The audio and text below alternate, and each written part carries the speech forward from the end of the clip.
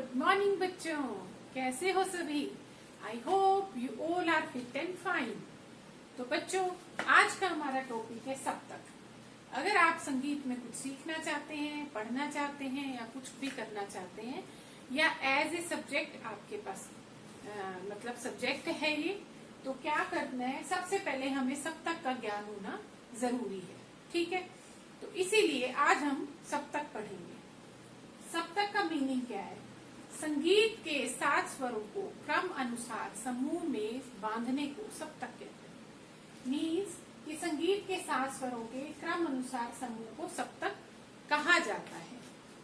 बोलने या लिखने में या गाने या बजाने में क्रम अनुसार समूह को सप्तक कहते हैं। अगर हम बोल रहे हैं या लिख रहे हैं या गा रहे हैं या बजा रहे हैं तो उनको क्रम अनुसार लिखने, गाने, बजाने के समूह को हम सप्तक कहते हैं। उदाहरण के लिए सा, रे, ग, म, प, ध, नी, ये 7 स्वर आपको अच्छे से याद है।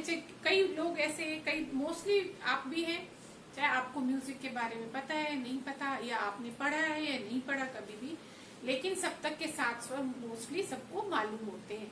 सा, रे, ग, म, प, ध, नी। ठीक है, ये एक सप्तक है क्योंकि इसमें 7 स्वर है और 7 स्वर क्रम अनुसार है। ठीक है, सा से शुरू होके नी तक सारे 7 स्वर इसमें इंक्लूड हो रहे हैं और क्रम अनुसार है, तो इसीलिए यह एक सप्तक है। नी स्वर के बाद आने वाला सा, जैसे हम कई बार बोलते हैं ना, सा, रे, ग, म, प, ध, नी, सा, उस सा को कई बार हम अपने इन 7 स्वरों की श्रृंखला को कंप्लीट करने के लिए लास्ट में सा का प्रयोग करते हैं।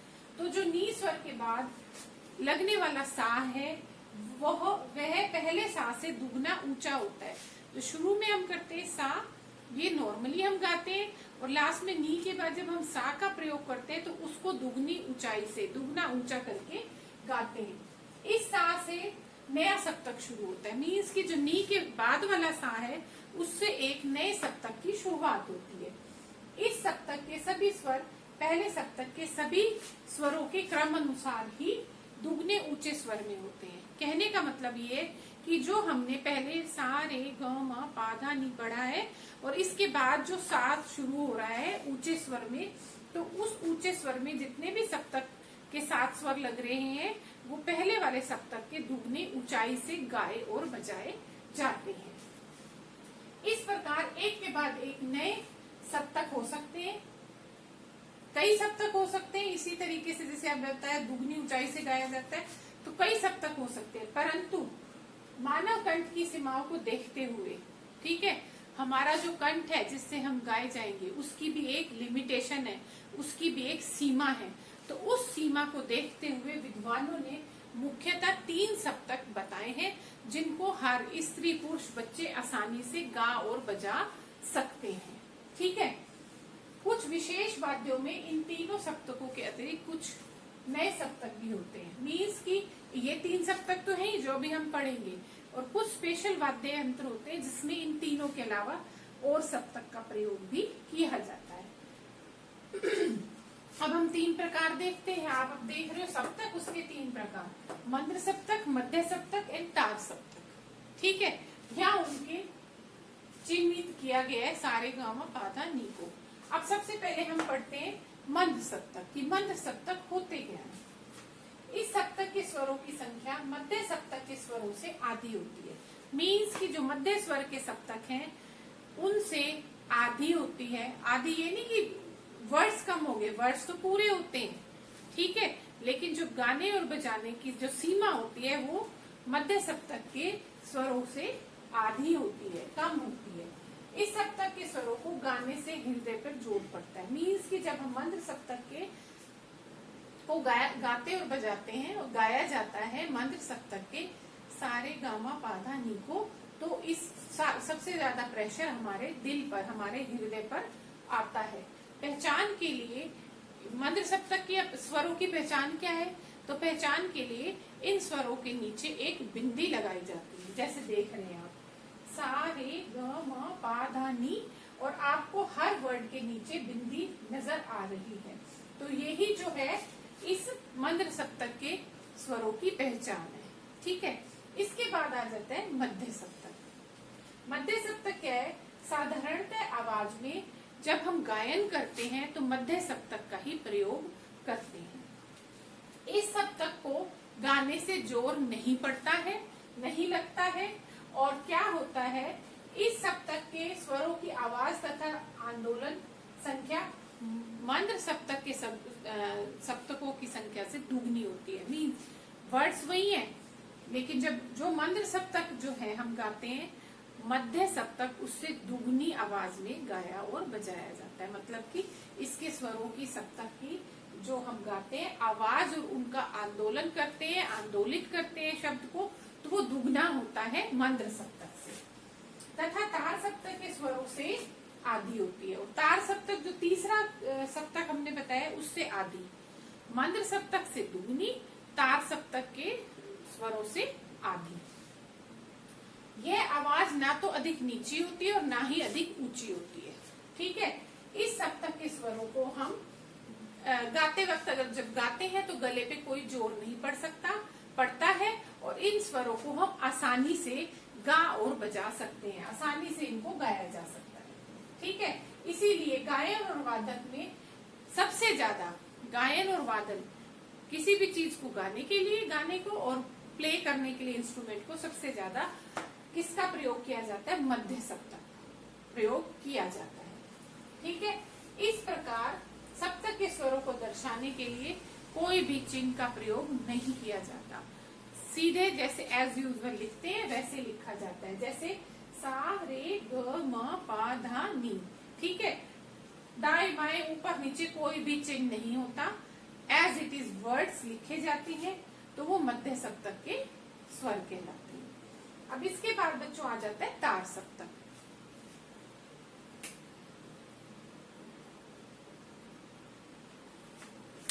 इस सप्तक के स्वरों की आवाज या आंदोलन क्या होता है? मध्य सप्तक के स्वरों से की आवाज से दुगनी होती है। जैसे ये बताया था, मध्य सप्तक मंद्र सप्तक से दुगना होता है, तो इसी तरीके से तार सप्तक मध्य सप्तक से दुगना होता है। तो कहने का मतलब ये है कि जब तार सप्तक को गाया और बजाया जाता है तो इसकी आवाज और आंदोलन मध्य सप्तक से दुगना होता है। ठीक है, इस सप्तक के स्वरों को गाने या उच्चारण के लिए हमारे तालु पर जोर पड़ता है। तालु आपका ये जो ऊपर होता है तालु, तो इन स्वरों को गाने में सबसे ज्यादा जो प्रेशर होता है वो हमारे तालु पर पड़ता है। ठीक है, और तथा लगभग चिल्लाना पड़ता है। तालु पे प्रेशर तो पड़ता ही पड़ता है, लेकिन इन स्वरों को गाने के लिए लगभग पूरे तरीके से चिल्लाकर गाना पड़ता है। ठीक है, तो बहुत कम लोग हैं जो इस स्केल में गाते हैं, मोस्टली सारे इसी स्केल में ही गाते हैं मध्य सप्तक के। ठीक है, तो इसमें क्या होता है कि जो लोकगीत गायक होते हैं, जो लोकगीत गाते हैं, ठीक है, लोकगीत क्या होते हैं? अपने क्षेत्र के गीत। ठीक है, जैसे हरियाणा का हमारा हरियाणवी, राजस्थान का राजस्थानी, पंजाब का पंजाबी, गुजरात का गुजराती, ये क्षेत्रीय गीत होते हैं अपने अपने क्षेत्र के। ठीक है, तो जो लोक गायक होते हैं, जो लोक गीतों को गाते हैं, तो वो सबसे ज्यादा तार सप्तक का प्रयोग करते हैं अपनी गायकी में। ठीक है, और इन सप्तक के पहचान क्या है स्वरों की? इनकी पहचान ये है कि इन स्वरों के ऊपर बिंदी लगी हुई होती है।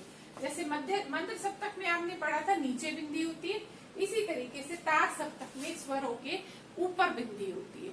स्वर वही है, सा रे ग म पा धा नी, लिखने का तरीका चेंज हो गया, ऊपर बिंदी लगी हुई होती है, तो वो तार सप्तक की पहचान होती है।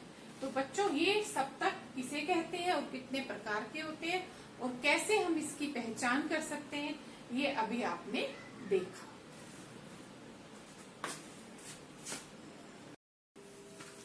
तो बच्चों, उससे आगे ये आता है कि गायन तथा वादन में मुख्यतः इन्हीं सप्तकों का, इन्हीं 3 प्रकार के सप्तकों का प्रयोग किया जाता है, जो अभी मैंने आपको समझाया है।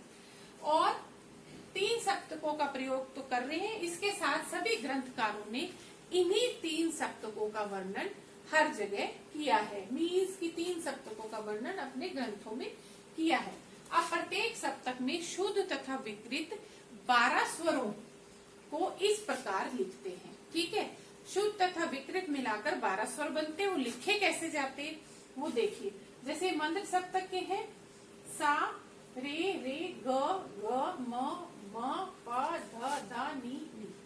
ठीक है, मैं ये सोच रही हूँ ये बाद में देखो, आप पहले ये देख लो, ठीक है, उसके बाद आपको अच्छे से समझ आएगा। ये है सप्तक, शुद्ध स्वर 7, विकृत स्वर 5। ठीक है, शुद्ध स्वर वही जो आपने अभी पढ़े हैं सा रे ग म प ध नी। ठीक है, अब विकृत स्वर क्या है? इनमें से 5 स्वर विकृत होते हैं। कौन से? रे ग म ध नी। ठीक है, अब विकृत स्वर भी आगे 2 पार्ट्स में डिवाइड है। कोमल विकृत स्वर जो 4 होते हैं, तीव्र विकृत स्वर जो 1 होता है। अब कोमल विकृत स्वर कौन से होते हैं? रे ग ध नी। पहचान क्या होती है? इन स्वरों के नीचे सीधी लाइन लगी हुई होती है, ऐसे लेटी लाइन होती है। जैसे ये रे हम लिख रहे हैं तो ऐसे इसके नीचे हम ये लेटी लाइन लगाते हैं तो ये कोमल स्वर के में कन्वर्ट हो जाते हैं, कोमल स्वर बन जाते हैं। तो ये कोमल स्वर विकृत 4 है, रे ग ध नी। और पहचान क्या है? सीधी लेटी लाइन इनके नीचे लगी हुई होती है। ठीक है, ये तो हो गए 4। अब हो गए तीव्र विकृत स्वर जो 1 है, वो है म। इन 5 में से रे ग ध नी हमने यहाँ ले ली कोमल स्वर में। अब बचा माँ, माँ कहते हैं माँ तीव्र। ठीक है, जिसको मध्यम बोलते हैं। ये शुद्ध भी होता है और तीव्र भी होता है। शुद्ध जिसके ऊपर नीचे दाएं बाएं कोई चिन्ह नहीं होता, ये तो शुद्ध माँ हो गया। और ये जो है जिसके ऊपर सीधी लाइन मीन्स आप समझ लो 1 लिखा होता है, वो तीव्र विकृत स्वर माँ में आता है, तीव्र माँ में आता है। तो अब इस तरीके से टोटल हमारे 12 स्वर बनते हैं, 7 शुद्ध और 5 ये विकृत। और इन्हीं को हमने मिलाकर ऊपर 12 स्वर लिखे हुए हैं। अब आप देखिए मंद सप्तक में पहचान के नीचे बिंदी होती है। ठीक है, ये सा शुद्ध, रे रे के नीचे लाइन है तो इसका मतलब ये मंद सप्तक का कोमल रे है। ये शुद्ध रे, कोमल गा। ठीक है, शुद्ध गा, माँ तीव्र माँ, पा धा कोमल धा मंद सप्तक का, धा कोमल नी मंद सप्तक का और शुद्ध नी। ठीक है, अब आ जाते हैं मध्य सप्तक। मध्य सप्तक की आपको पहचान है, दाएं बाएं ऊपर नीचे कोई चिन्ह नहीं होता, तो सीधे हम 12 स्वर लिखेंगे। लेकिन कोमल स्वर लिखने के लिए इनके हम उनके नीचे सीधी लाइन लगाएंगे। जैसे इसमें रे कोमल है, गा कोमल है, धा कोमल है और नी कोमल है। ये 4 कोमल है, ये 4 ही हो गए और तीव्र माँ, तो टोटल ये 5 मिलाकर 12 शुद्ध शब्द मध्य सप्तक के स्वर हो गए। अब आ जाते हैं तार सप्तक। तार सप्तक की पहचान बताई थी, ऊपर बिंदी। ठीक है, और वही बात है, तार सप्तक में कोमल और मध्य और तीव्र माँ को मिला के 12 बनते हैं। कोमल की पहचान नीचे सीधी लाइन, तीव्र माँ की पहचान ऊपर 1 सीधी लाइन। ठीक है, बाकी वही है, ऊपर जिनके बिंदी होती है वो क्या होते हैं? तार सप्तक के शब्द होते हैं, स्वर होते हैं। तो इस तरीके से टोटल 12 स्वर बनते हैं। ठीक है, अब बचा सा और पा। ठीक है, यही मैंने आपको बनाई सीक्वेंस बना के दिखाई हुई है। अब इन 12 स्वरों के क्रम को क्रोमैटिक स्केल भी कहते हैं। मीन्स ये जो 12 स्वर का क्रम है इनको हम क्रोमैटिक स्केल भी बोलते हैं। अब आ जाते हैं अचल स्वर और चल स्वर। 2 टाइप के स्वर और है, अचल और चल। ठीक है, अचल मीन्स जो स्थिर होता है, कहीं पर भी जाता नहीं है। ठीक है, षडज और पंचम मीन्स की षडज और पंचम का मतलब है सा और पा। ठीक है, सा और पा स्वर जो है अचल स्वर कहलाते हैं, क्योंकि ये सदैव शुद्ध होते हैं और कभी भी विकृत नहीं होते। मीन्स की ये हमेशा अचल रहते हैं, अटल रहते हैं, कभी भी विकृत नहीं होते, हमेशा शुद्ध ही प्रयोग किए जाते हैं। और चल स्वर सप्तक के जो शेष स्वर बचते हैं, कौन से? रे ग म धा नी। ठीक है, ये बचते हैं, ये चल स्वर कहलाते हैं। क्यों कहलाते हैं? क्योंकि ये स्वर शुद्ध होने के साथ साथ कोमल भी है और विकृत भी है। ठीक है ना, विकृत स्वर में भी आते हैं, विकृत स्वर में कोमल और तीव्र 2 में डिवाइड हो जाते हैं, तो इसीलिए चल है। जैसे रे गा धा नी कोमल में आते हैं और तीव्र माँ जो है वो तीव्र विकृत स्वर में आते हैं, तो इसीलिए ये अचल कहलाते हैं। ठीक है, दूसरी बात निश्चित स्थान से या ऊपर या नीचे स्थित होते हैं, इसीलिए ये शब्द चल स्वर कहलाते हैं। तो इस तरीके से अचल और चल दो तरह के स्वर बनते हैं। षडज और पंचम क्या है, अचल स्वर है, बाकी जो बचते हैं वो क्या आते हैं, चल स्वरों में आते हैं। अब मुझे लगता है ये सब तक आपको अच्छे से क्लियर हो गया होगा।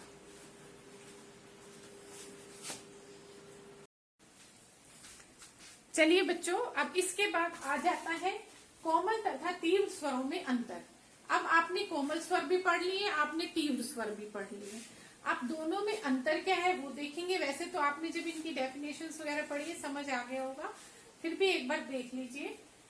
कोमल स्वर, जब शुद्ध स्वरों को उनके निश्चित स्थान से नीचे करके गाया और बजाया जाता है। मीन्स कि जो मेन शुद्ध स्वर हैं, जब उन स्वरों को उनके स्थान से नीचे करके गाया और बजाया जाता है तो वो कोमल स्वर कहलाते हैं।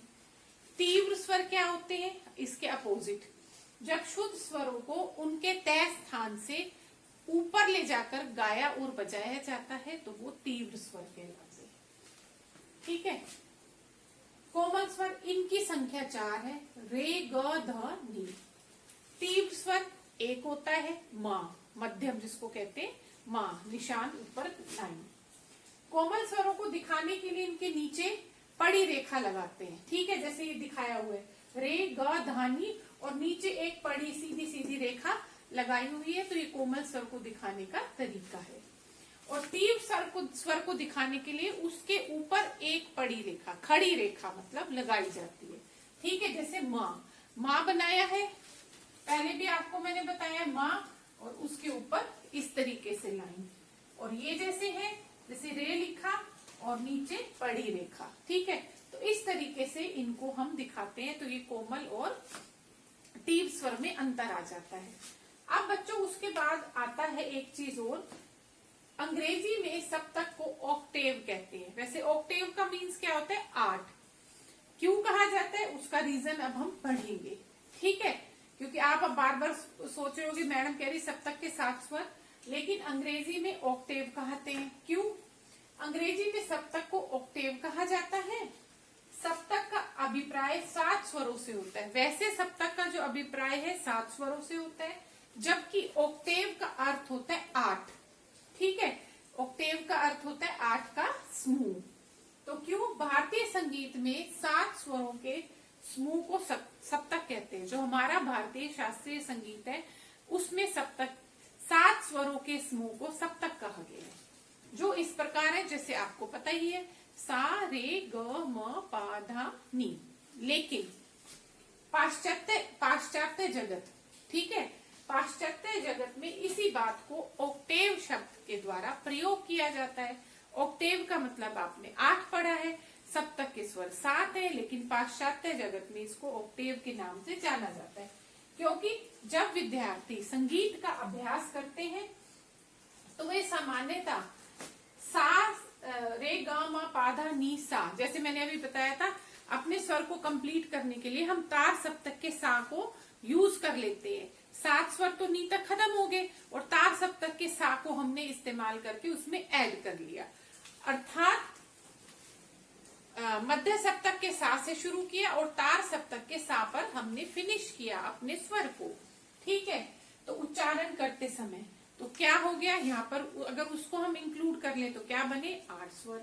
तो ठीक है, तो कहने का मतलब ये है, यहाँ पर तार सा मध्य सप्तक के सा से 8वें स्थान पर आता है। काउंट करो, मध्य सप्तक के सा से शुरू किए और तार सप्तक के सा पर हम खत्म करते हैं तो वो 8वें स्थान पर आता है। तो इसीलिए पाश्चात्य जगत में उसको इंक्लूड करके ऑक्टेव के नाम से जानते हैं स्वरों को। ठीक है, दूसरे शब्दों में मध्य सा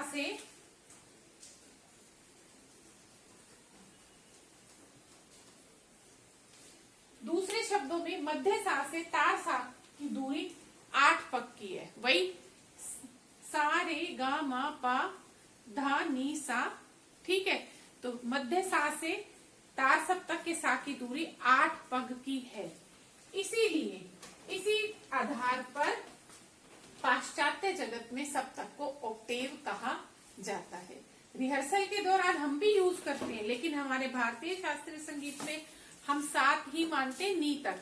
वो अलग है कि स्वर को कंप्लीट करने के लिए हम उसको इस्तेमाल कर लेते हैं, लेकिन पाश्चात्य जगत में जब उसको इस्तेमाल करते हैं, तार सप्तक के सा पर खत्म करते हैं, तो उसको ऑक्टेव के नाम से जानते हैं। ठीक है, लेकिन हम उसको 7 ही मानेंगे। कुछ वाद्यों में जैसे पियानो सबको पता है इंस्ट्रूमेंट है और बहुत से लोगों ने देखा भी हुआ है।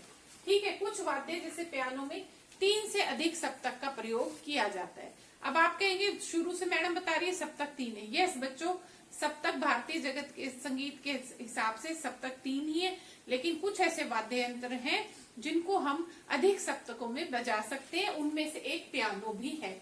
तो उसमें क्या किया जाता है, सुविधा के लिए, ठीक है, तो क्या होता है, अपनी सुविधा के लिए जो सप्तक तार सप्तक से भी ऊंचा होता है, तार सप्तक सबसे हाई स्केल का मैंने तुम्हें बताया है। ठीक है, तो अगर जो सप्तक तार सप्तक के स्केल से भी ऊपर होता है तो उसे अति तार सप्तक का नाम दिया गया है। ठीक है, अति तार सप्तक, तो एक बढ़ गया, अति लगाने से एक सप्तक और बढ़ गया। इसी तरीके से जब हम मंद सप्तक में अगर इसको पियानो को बजाते हैं तो ठीक है, तो ये क्या होगा, अति मंद सप्तक, मंद सप्तक, तार, मध्य सप्तक, तार सप्तक। जब पियानो को हम तार सप्तक से की रेंज से भी हाई रेंज पर बजाते हैं तो अति तार सप्तक हो गया, और मंद सप्तक में जब इसको मंद सप्तक की स्केल से भी बिल्कुल नीचे बजाते हैं तो अति मंद सप्तक में कन्वर्ट हो जाता है। इसीलिए कहा गया है कि अधिक सप्तकों में पियानो को भी बजाया जाता है। इन सप्तकों में अति तार सप्तक में, अति मंद सप्तक में गाया नहीं जा सकता, सिर्फ बजा सकते हैं हम।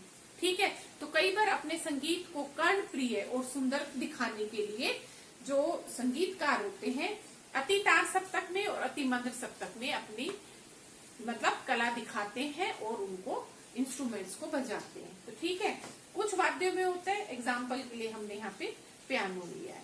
ठीक है बच्चों, तो अब जाके बच्चों आपका पूरा सप्तक का चैप्टर, पूरी एक्सप्लेनेशन खत्म होती है। ठीक है, तो वही बात है, अगर आप इसको ध्यान से सुनेंगे, समझेंगे तो आपको अच्छे से और भी समझ आएगा।